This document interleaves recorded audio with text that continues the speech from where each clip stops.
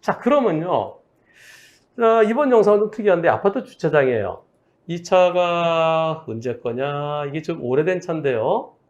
로체, 네. 2009년식 개솔린입니다. 아, 그까지는 가장 많이 나왔던 차네요. 아, 그래요? 로체가 예. 택시가 많았거든요. 네, 택시 급발진 상황 보면 내가 점검을 다 해보니까 거의 예. 로체가 거의 한 10대 중에 자, 보세요. 8대를 네. 차지했어요. 브레이크, 예. 네. 브레이크 등. 그렇죠. 한참 밟고 있죠. 네, 네. 브레이크 등. 네. 저게 운전기간이 28년이래요. 브레이크 등. 예. 계속 밟고 있죠. 예. 예. 근데 차가 빠르지 않아요? 예. 그죠? 마지막에서? 네. 밟고 있는데 차는 나가는 거죠. 차가 나가요. 예, 차는 근데 나가는 이번에는 겁니다. 블랙박스 영상 보시겠습니다. 브레이크 등 들어와 있죠? 예.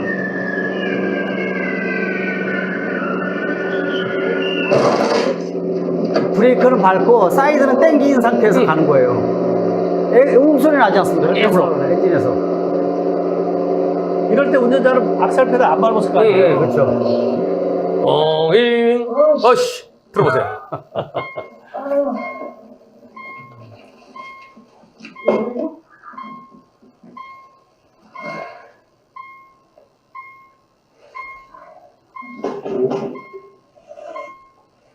저 뒤에 자전거 끌고 오는 사람이 있습니다. 저 뒤에. 자, 옆에 걸어오는 사람.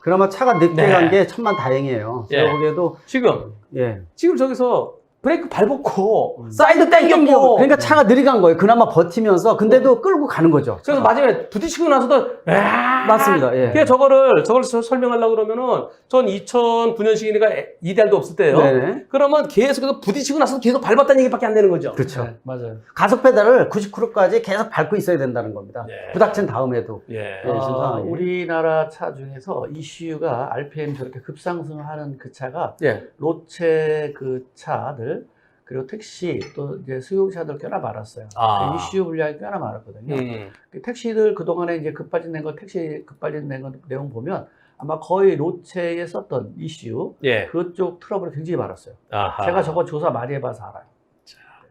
그러면 지금 아까 그 사건은 자동차의 문제 말고는 설명할 수 있는 게 아무것도 아무것도 없죠? 없습니다. 그리고 아까 운전자- 마지막에 예. 차가 부딪히고 나서 RPM 계속 올라가 있는 상황이 봤잖아요. 예. 예? 예. 그럼 운전자가 그때까지 악셀 페달 계속 밟고 있는 건 아니잖아요. 예. 그럴 때 차에 문제 있는 건 맞죠. 그러니까 저는 나중에 이 소리 나는 거는 네. 저는 저 상태에서 제작사가 뭐라 그럴까 하는 게 상당히 궁금합니다. 어떤 이유를 또 될까 하는. 한번 상상해 보세요. 예. 받아가지고 뭐 엑셀 페달이 찌그러졌겠다, 눌렸겠다, 뭐 이런 식으로 하겠죠. 아니면 가속 페달하고 90% 양쪽 두 개 동시에 밟았네요. 아.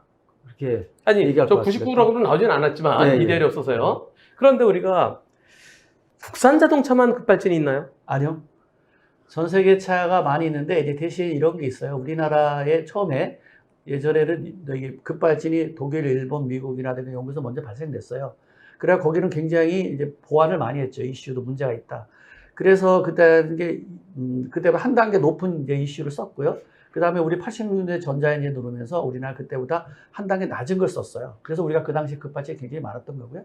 그 다음에 걔네 이제 미국이나 이런 데는 엔진 이슈하고 PCU하고 그러니까 TCU하고 미션 컴퓨터하고 따로따로 썼어요. 우리나라는. 그러다 보니까 서로와 커뮤니케이션 안 맞아가지고 어느 한쪽에 문제되면 같이 발생되는 게 있었어요.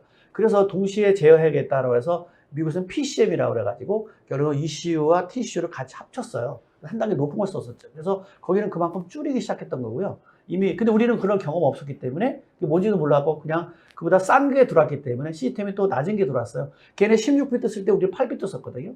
이런 여러 가지 문제가 있었고 그러니까 걔네들은 데이터가 많이 있었는데 우리 데이터 몇 가지 없었을 때 썼기 때문에 그 당시 우리가 99년도 2000년대 엄청 많았던 거고요. 그 후에 이제 우리도 16비트, 32비트 쓴 거예요. 그래서 이제 좀 많이 줄었던 거고 차량 99년도에 차량 대수하고 우리가 등록 대수하고 급발진 난 대수하고 지금 2021년도에 차량 대수하고 엄청나게 차이가 많이 나죠. 거의 배로 나는데도 급발진이 그만큼 없다는 거는 이슈에서 아니 뭐 이슈나 이런 것들이 그만큼 이제 우리도 전자화 시대가 높아졌다는 얘기고 메이커도 많이 하려고 해요. 그런데 하지만 이제 센서와 컴퓨터가 장착되는 건 어떤 환경에 의해서 변할 수밖에 없는 거고요. 그 다음에 뭐 나름대로 메이커도 노력은 해요. 나름대로 하는데 아직까지는 이제 안 하는데 또 완벽하지 않은 게 뭐냐면 또 하나 이 지금 아까처럼 제가 보여드렸던 것처럼 기계적인 만 이렇게 했잖아요. 그러면 이제 전자적인 걸 급속하게 해야 되는데 그런 부분을 제대로 안 한다는 거죠.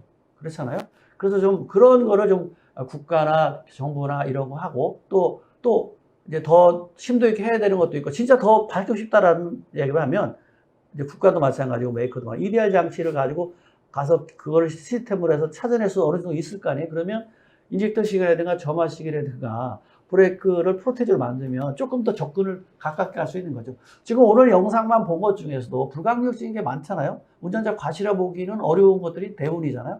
이렇다는 얘기는 분명히 있는 거고 또 역사를 봤을 때도 우리가 처음엔 가솔린, 그 다음에 디젤, 그 다음에 LPG, 그 다음에 버스, 또 하이브리드 하면서 전기자동차 이게 전체적으로 더 첨단화 되는데 더 좋은 제품이 돼 있는데 또 더 높은 알고리즘이 더 돼 있는데도 급발진이 난다는 얘기는 분명히 문제가 있는 거죠. 그리고 급발진에 됐을 때 여태까지 본 거는 여태까지 기계적인 것만 국가수나 이런 거 기계적인 것만 봤지 전자적인 거 센서라든가 명확하게 한 게 없잖아요 지금까지.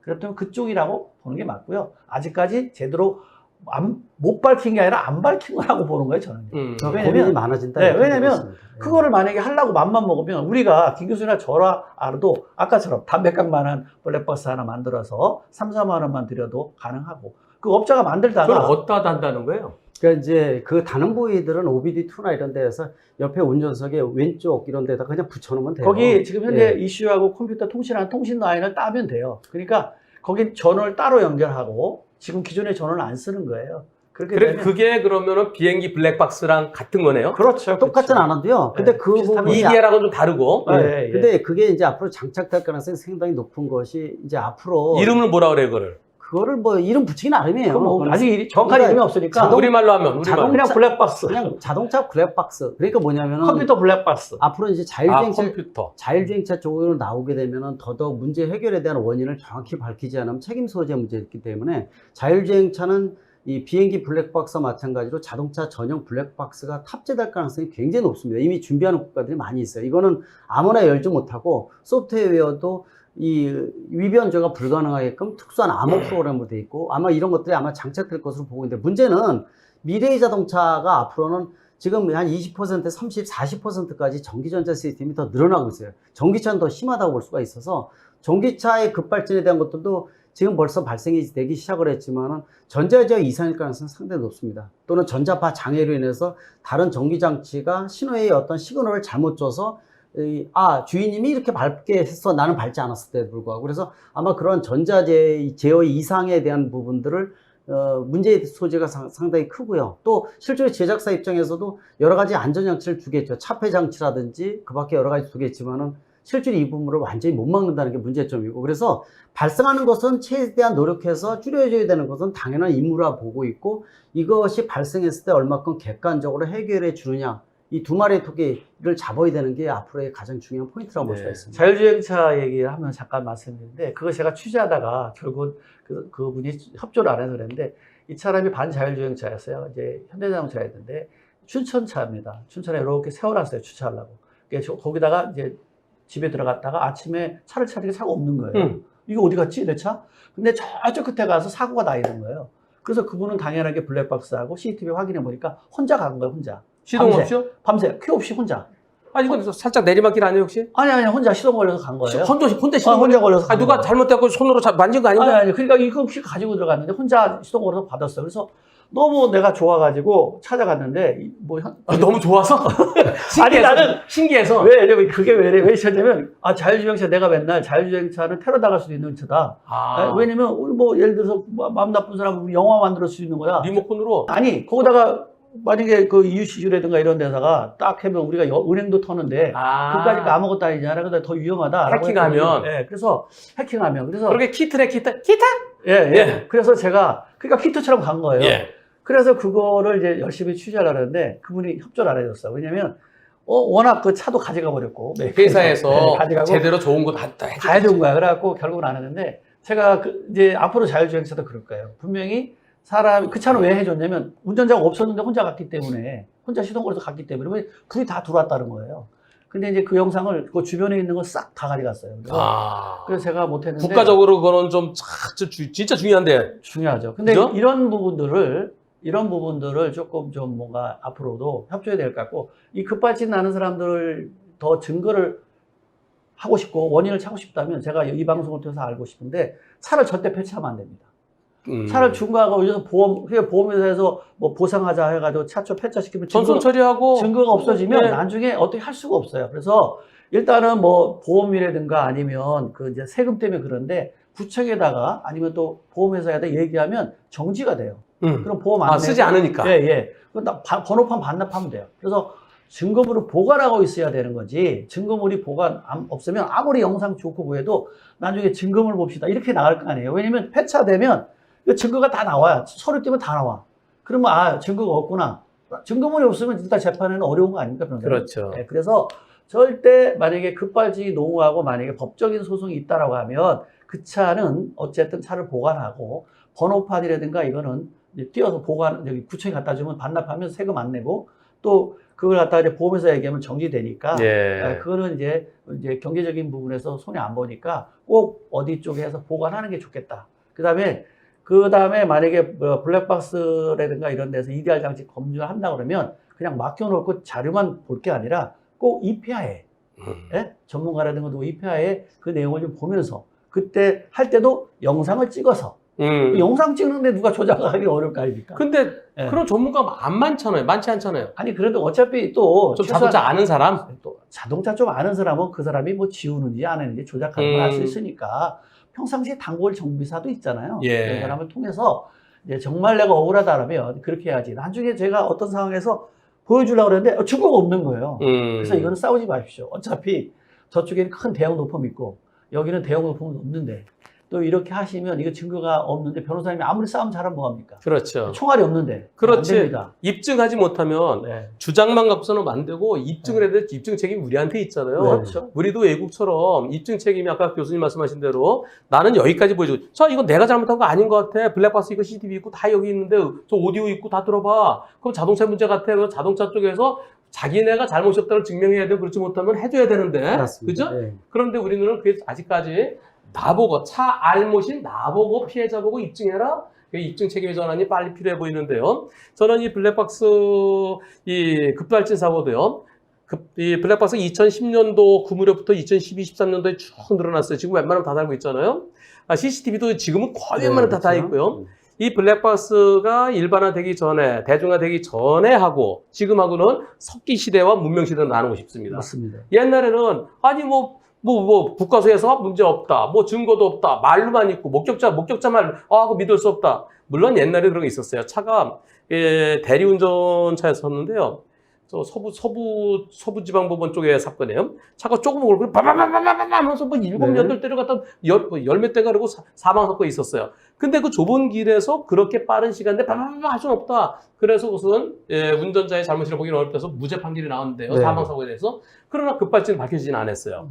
하지만 외국에서는 어떻습니까? 급발진으로 인정된 사례들이 있습니까? 급발진 결론은 사실 원인을 정확히 밝히지는 못하는 경우가 많습니다. 특히 이제 가장 많이 하는 게 이제 미국의 사례를 보통 얘기를 많이 하고 있는데, 결론이 완전히 나오지 않더라도 아까 말씀드린 대로 자동차의 결함에 대해서 자동차 제작사가 자사 차량에 결함이 없다는 것을 완벽히 밝히지 않으면은 재판 과정에서 소비자한테 대한 배려라든지 이 부분에 대해서 니네가 완벽하게 못했기 때문에 합의를 해라고 해서. 그렇죠. 중간에 맞습니다. 합의시키죠. 예, 그래서 결론이 나오지 않더라도 보상을 받다 보니까 중간에 꺾어지는 이런 사례가 굉장히 많습니다. 그래서 실제로 그러다 보면 보상을 받으면 그 중간에 끝내는 경우가 굉장히 많거든요. 그러다 보니까 아까 말씀드린 전자적인 문제가 많고, 또 앞으로 미래에는 자율주행 개념이 들어가면 벌써 이런 복합적인 문제가 발생을 하고 있어요. 작년 12월인가요? 10월이죠. 볼보차 같은 경우에도 차 세워놓고 시동을 걸어놓고 운전자가 이제 여성인데 타고 내리면서 통화를 하고 있어요. 출발 안 하고 있죠. 계속 타고 내려서 물건도 집어넣고 내리고 있는데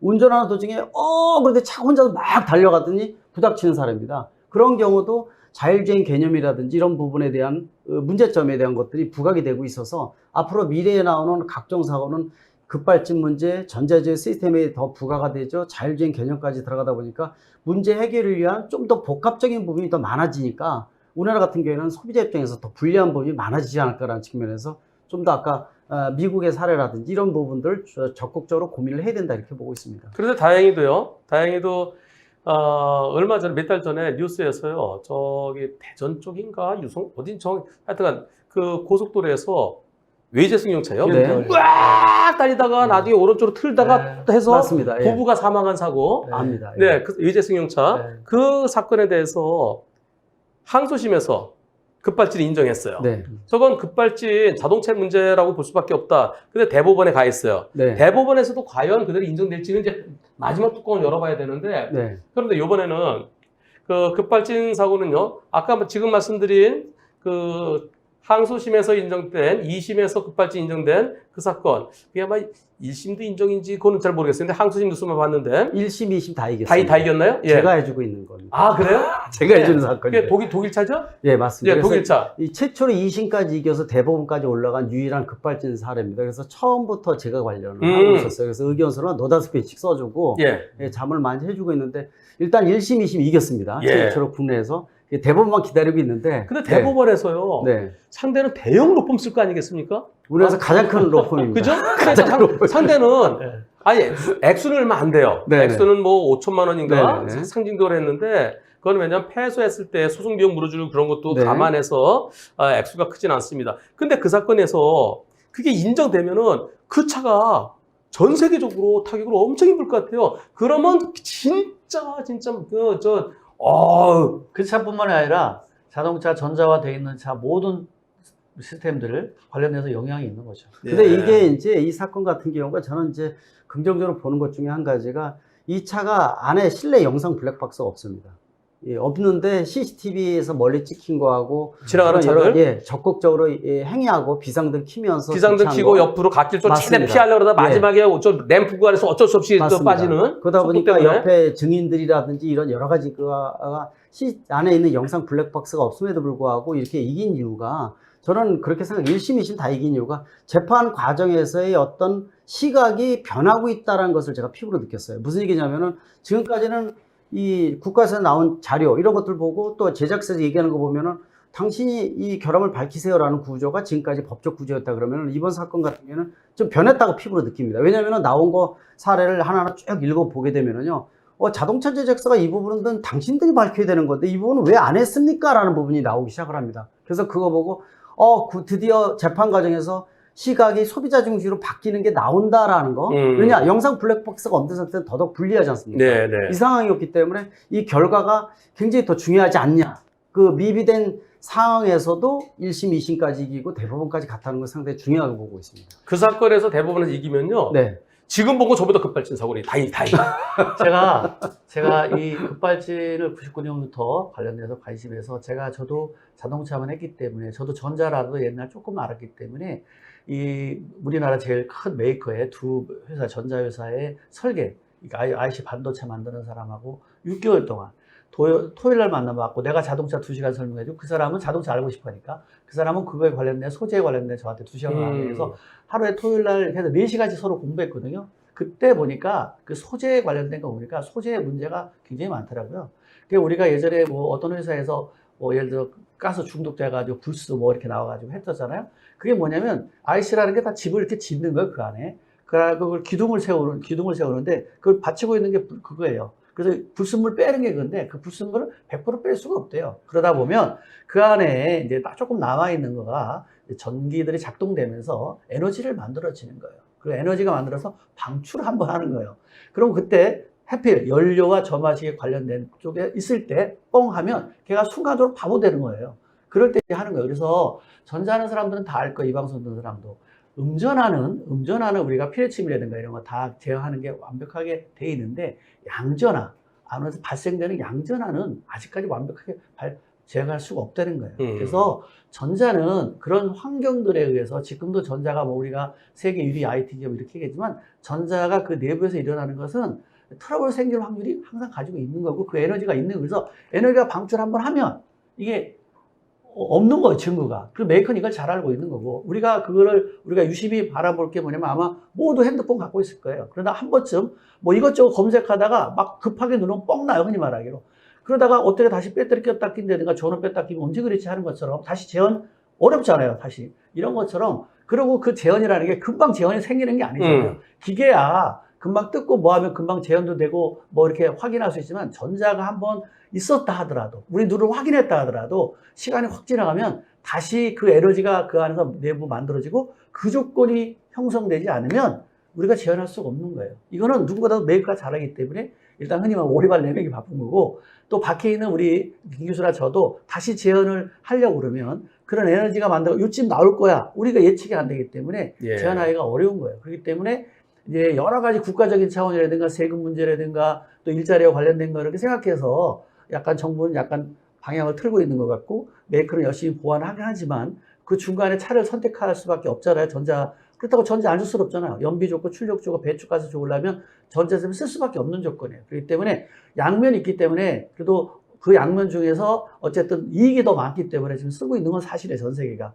그런데 여러 가지 그 조건들 때문에 조금 뭔가 우리가 차를 살 때 뽑기 당하는 느낌이 있긴 있는 거예요. 그래서 그래서 만약에 이걸 좀 줄이려면 아까 제가 급발진 방지하는 법 제가 알려드렸잖아요. 그걸 좀 같이 하면 조금 더 줄이지 않을까 생각을 합니다. 네. 자, 급발진은 물론 외국은 그래도 사례에 대해서 보완을 많이 했다 하지만 외국차도 여전히 급발진은 일어나고 있습니다. 저한테 질문이 들어왔던 영상 중에서도 세계의 뭐 첫 번째, 두 번째 어디가 1등인지 모르겠네. 하여튼 유명한 차들도 안전하다고 하는 차들도 급발진 의심 사례 영상들이 있었습니다. 자, 지금 이 영상 외제 승용차입니다. 이 차는 2014년식 미니 쿠퍼입니다. 29년 무사고, 한 번도 사고 없었던 여성분이십니다. 친구분들하고 같이 식사하러 가시는 중이에요. 그래서 식당에 다 도착했습니다. 식당에 다 도착해서 앞에 차가 한 대 서 있어요. 그래서 그 뒤에 잠깐 쓰는 거예요. 그러면서 다 도착했습니다. 네, 수고하셨어요. 서로 친구들끼리 그러는 중에 이런 일이 생깁니다. 보시죠. 식당 다 왔어요. 바로 좀 더 돼요.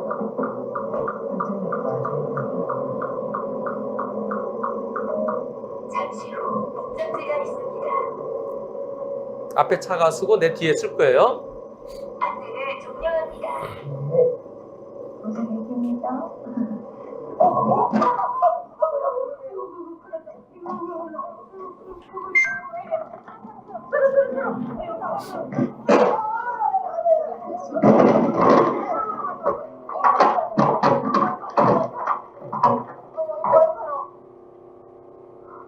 엔진 소리가 우웅하고 있잖아요.